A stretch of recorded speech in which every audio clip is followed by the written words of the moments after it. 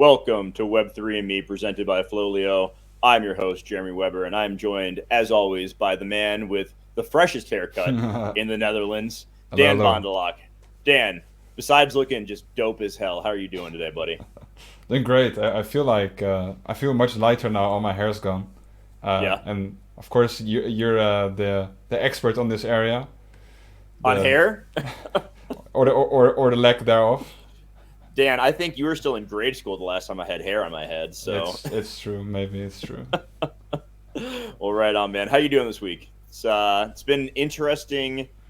We talked about turmoil in the market last week, and that is just kind of the theme. I think that's Yeah. going to be the theme moving forward indefinitely. hmm So we can Yeah, just kind of get definitely. used to it. The it's been very sideways for the last week maybe.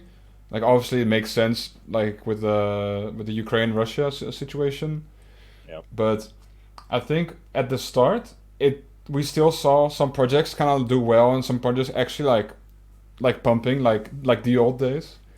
But this week it's just been very down, very sideways, very boring market.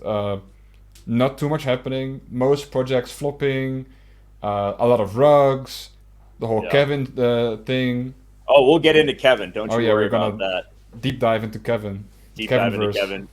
Now, before we get into it, our normal disclaimer: we do not provide financial advice. We try to provide information on what's going on in the marketplace, our current strategies for how we're handling things, because it is an ever evolving time. And, I think more than anything, we want to try to provide a little sense of calm right now because there are a lot of people who are freaking out, understandably, about everything going on. Mm-hmm. And we don't want to make light of any of those situations, but we also want to make sure people realize that, like, most likely we're going to get through this, and when we come out the other side, I want everyone to be positioned well and feel good about where their collections are and everything. So let's jump into it, Dan. I didn't do a ton this week. I picked Mm-hmm. up two NFTs. I bought a Degen Tunes because I just think they're pretty fun looking, and someone listed one under the floor that I thought was really cool, and so I ended up grabbing that, and it's gone up, since I picked it up. And then I've been looking more and more into photography, and so I picked Yeah. up a new photography piece from an artist out of Australia, and so I Okay. really like that piece. So I haven't been selling a whole lot because I feel pretty good Yeah. about how, the stuff that I'm not super confident in long term, the floor is already like wasn't great to begin with even before Yeah. this week.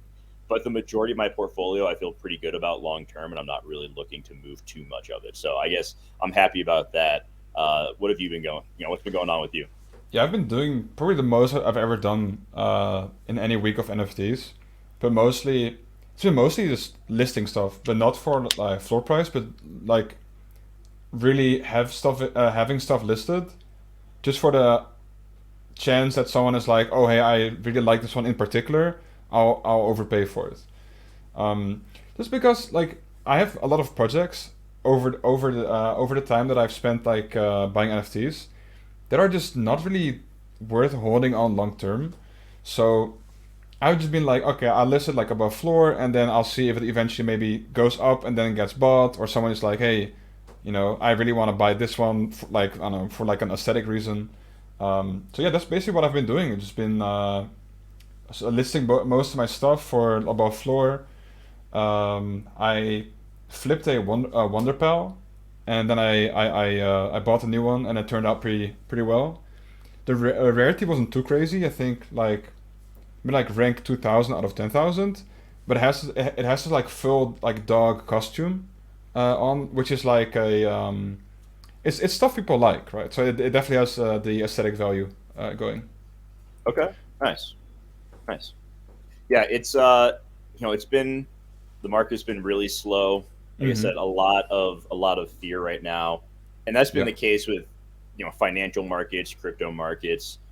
With this level of uncertainty, people want safer assets. Which, if you're not looking to day trade stuff, which I personally do not look to day trade because I'm Risky. always I'm gonna lose in that. Like the bigger Yeah. funds are gonna win in that 10 times out of 10.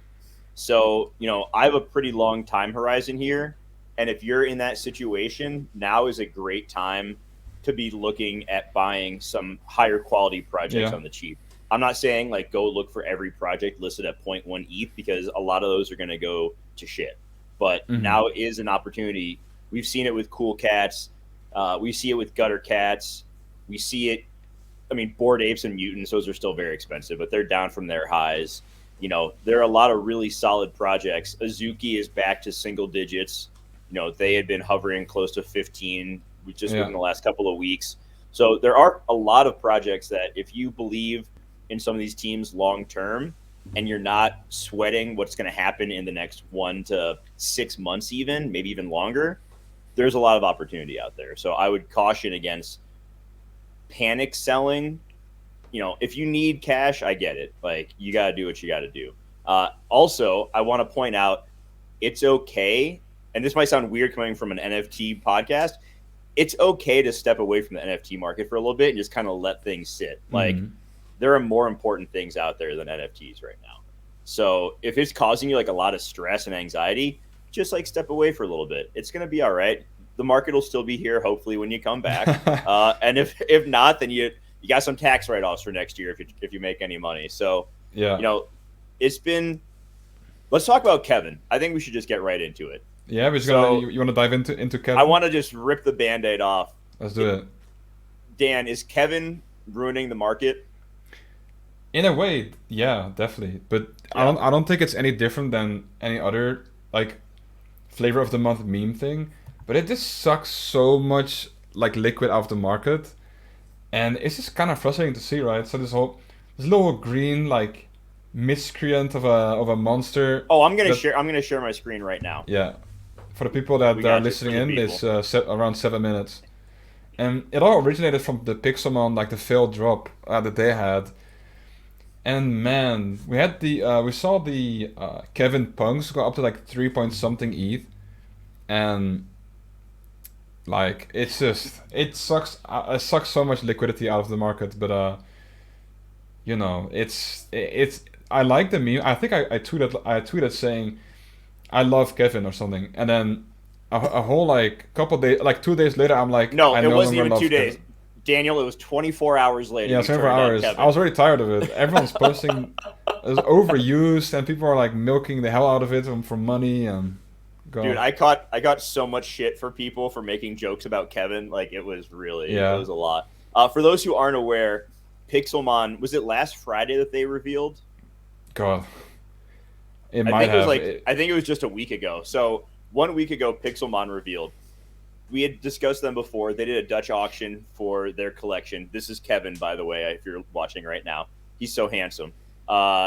And so Pixelmon, they made like $70 million in a day selling the hope of their NFT project, which they put out this big hype video. It looked super cool.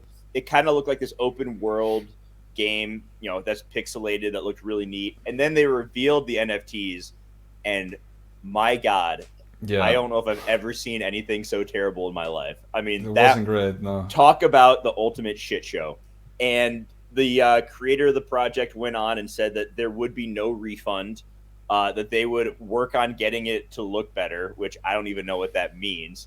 But it's really bad. The one good thing that came out of it, though, was Kevin.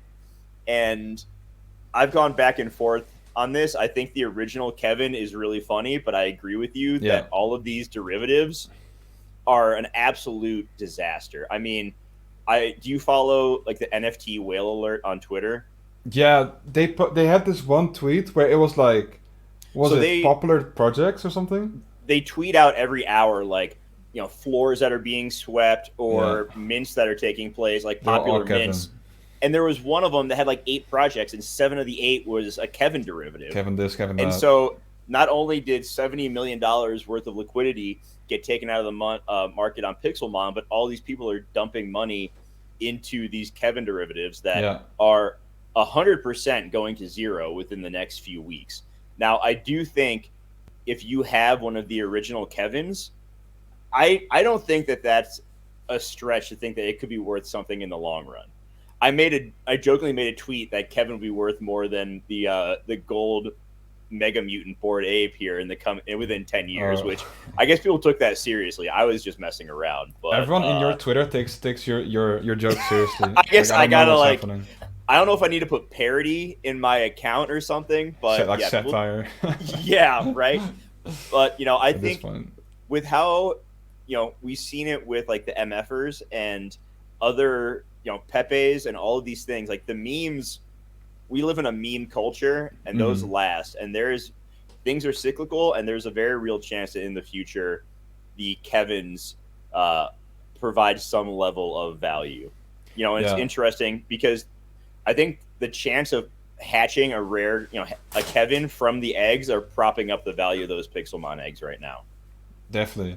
But I think one thing you can say about the market at the moment in general is this whole Kevin thing reflects on it so much because look at the amount of speculation and gambling that's going on with buying Kevin punks at 3 ETH. Like we're seeing projects mint out and then floor is stable at let's say 0.12 and they minted for 0.08, so the floor is kind of above mint, and then review happens and it loses 50% of the value or like price instantly. Mm-hmm. It's such a gambling thing going on with the rarity and stuff. I think it reflects quite well on the whole Kevin ordeal and the speculation part. Yeah, it's gonna take people unfortunately getting burned and losing a lot of Yeah, money before things eventually calm down. Like the days of flipping projects for huge profits, like that's over. Um, there, we're in this cycle of things are just too crazy, too frothy, however you want yeah, to phrase it, and the market's going to have to get beat up pretty good before things can find like a level footing.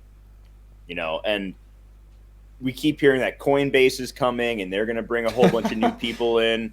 I'm old enough to remember last year when Coinbase said that they were dropping in quarter 4 of 2021, and we're yeah. now into March. And I just love every day getting the Coinbase NFT tweets of we're going to announce a new launch partner, and it's like you ever going to launch the damn site?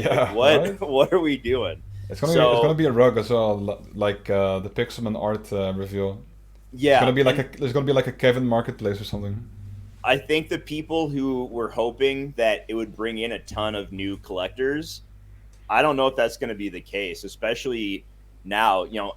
Last November or even back in January, if you would have told me that it was dropping then, okay, I could have believed it. But just with how crazy everything is and people wanting to move their money into safer assets, I don't know if a Coinbase release is going to bring in the type of new collectors that a lot of people were banking on. So I would just caution against that. Like if one of your Yeah, reasons for buying something is, oh, the value is going to go up because Coinbase is dropping their NFT marketplace, I would remove that from the equation, yeah. for your thought process there, in my opinion. I think so as well. But I think that what I used to do was like I bought, well, not used to do. I think I bought two projects where part of my reason was, hey, they're going to launch on the Coinbase like marketplace, Mm-hmm. and like I don't know. I think it's going to be mostly just OpenSea people that are just going to be moving or moving to like Coinbase. But one thing that we can say about another marketplace, LuxRare, is that I think LuxRare is in a really good position right now because they have really established themselves as like the secondary market next to OpenSea, and I think that's exactly what they were going for. I think, and I think Well, it works out beautifully. have you seen some of the things they've added this week? Like I'm No. really so they added the ability to migrate your listings from OpenSea. They also so you can just with like 2 clicks you can pull all your listings from OpenSea over to LooksRare. Oh, So okay. one of the biggest complaints is that, and it's a valid complaint, that they don't have enough inventory over there. Like the floor Mm-hmm. on LooksRare is always higher than the floor on OpenSea. There aren't, and I've seen this too. Like when I've been shopping for collections, you know, the floor is higher. There's not as many available, in these different price ranges, and so they're working to mitigate that. They've also added some new features where they have like on the page you can see the rarity ranking of something on LooksRare, Wow, that's good. which is good. And I think that I'm confident in them because they continue to listen to what the Yeah. feedback that people are providing and actually do something about it. We can talk about OpenSea too, and how did you see that they basically pulled off the collections of anyone who's Iranian? Like they are making Yeah. like a whole thing of that too. So say what you want, but if we're trying to be Web3 and decentralized, but we're OpenSea is very much a Web2 website, plain and Yeah, they have simple. to like abide by laws and regulations and stuff. Like, unfortunately, but Yeah. So if we want to get into regulations, the another big thing that people have been freaking out about, and everyone is now an expert on the Securities and Exchange Commission on Twitter, is the story that came out a couple days ago about the SEC looking into NFTs and the tokens that are associated with it and fractionalization and the implications of that, which I don't think this should be too surprising considering that the head of the SEC is just so vehemently opposed to crypto. But it's definitely spooking some people. I don't know if you've been keeping up I with this haven't at all. really heard anything about it. But is this specifically referring to like the tokens of like certain projects, like the that you can stake and earn and stuff? Yes, but also, there are websites out there like fractional.art, and I'm not going to Yeah. speak for them because I don't know how they're handling this. But in one of the articles I read, it discussed how, you know, fractional, you can put a CryptoPunk or a Yeah. board ape on there. And like they've done this in the past with like a zombie CryptoPunk, where if you owned a fraction of it, you had like a token, like a Yeah. zombie token or whatever. And so that was discussed in the article, but then also along the lines of NFT projects and the tokens associated with that. So the big talking point that I've been kind of laughing at is everyone is now an expert in the Howey test. So that's a Yeah. big part of determining if something's a security. I'm not going to try to pretend like I know everything about the Howey test by any means. Main point being, when determining if something is a security, they look at is there an expectation of profiting from the investment, and I would have you kind of have to say yes for a lot of these NFTs. Now, if you have a token like Milk with Cool Cats, where it's something that is used specifically for the marketplace Yeah. on Cooltopia, I don't know if that. I feel like that's a gray area right there. So I'm not going to speculate on this because I am not by any stretch of the Yeah. imagination an expert, and I don't want to pretend to be. But it's going to be weird to see how this plays out. And it was funny seeing some of the anti-board ape people being like, "Oh, ape token's dead. Send apes to zero." And I was like, "Wow, guys, talk about overreacting right here." Yeah. That was cracking me up.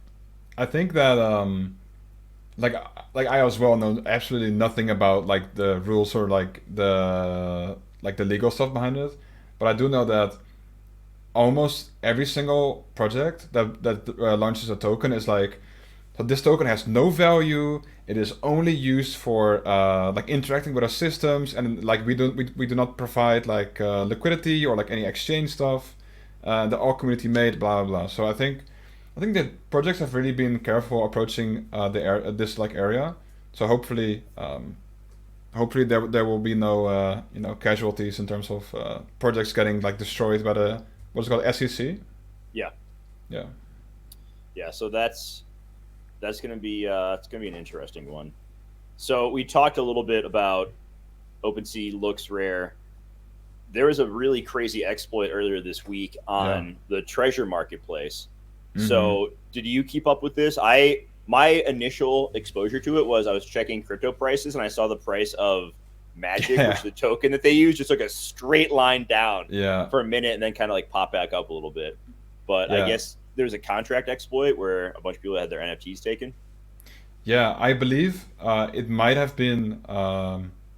So if you were to buy one, you could. So basically, the contract checked whether or not you have enough. What's it called? Magic. Yeah, enough magic to Yeah. purchase the NFT. And then if you went to purchase it, then it wouldn't. How to say it? It wouldn't so like take your money. It would only check if you had sufficient money, like sufficient magic. Huh. And this might have been only for certain assets, so it weren't like all assets. But it's rough because the small heads they were quite expensive, right?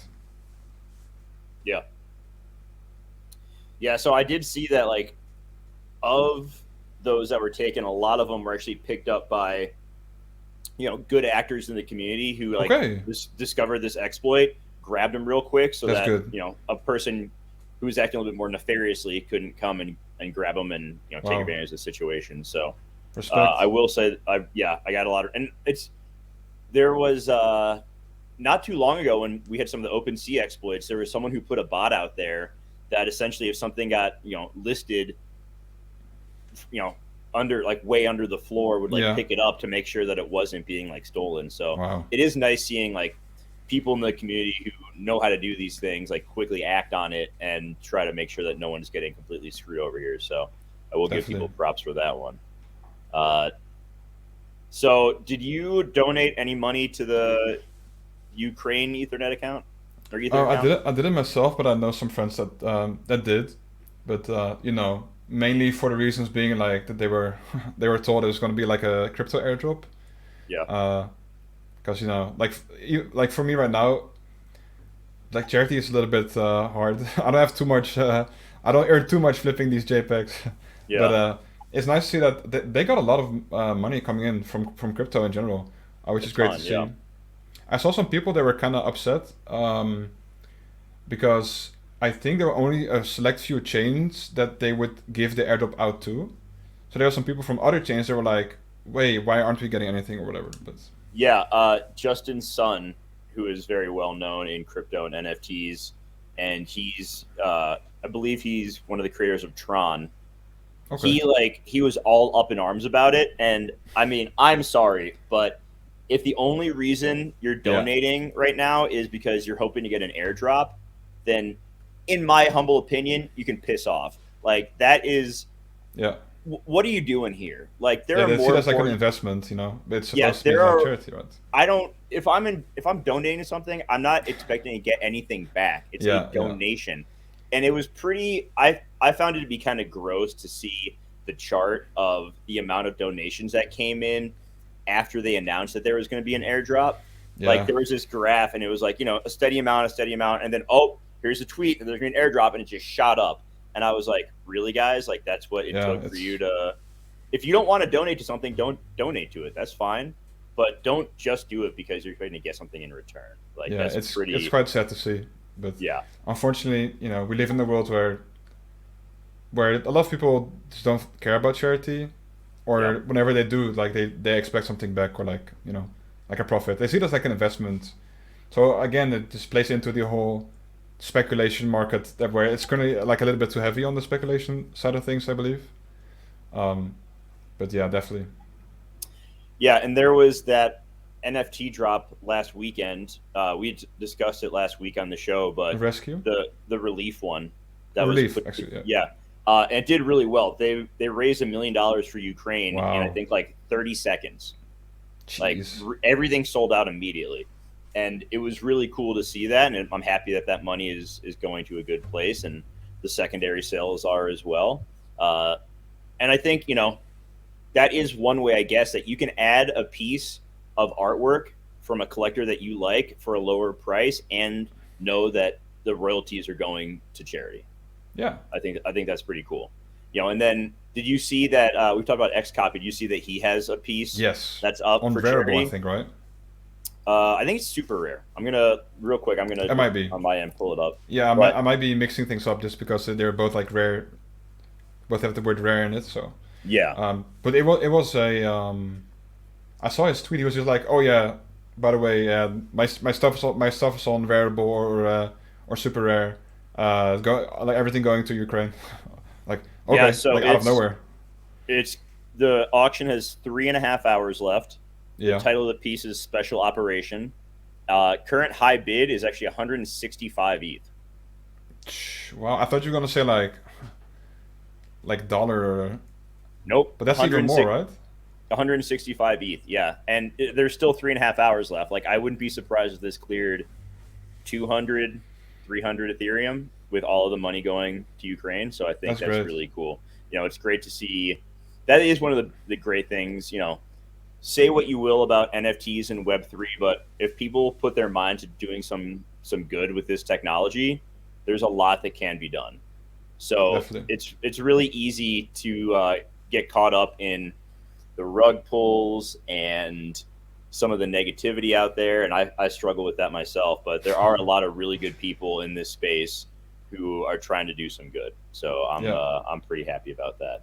And speaking about good people in the space, unfortunately, an artist, a well-known artist known as A Lot of Money, passed away.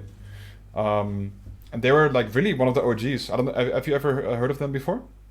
I didn't know him by name, but I had seen some of his artwork. Like I had seen that piece that he and Pranksy did, Yeah. uh, and like the guy who has like the two sets of eyes. So I guess that was one of his like more famous Yeah, that's pieces. his banner, I think, or his profile picture. Yeah. Yeah. And because I was looking around because I was so I entered this scene. Well, I wouldn't say late, but late according to like the really early birds. I entered in like July 2021. So Hmm. I was looking around of some of his pieces on Nifty Gateway, and I saw like one of piece that was like December 2020 or something. I was like, damn, that's early. Like that's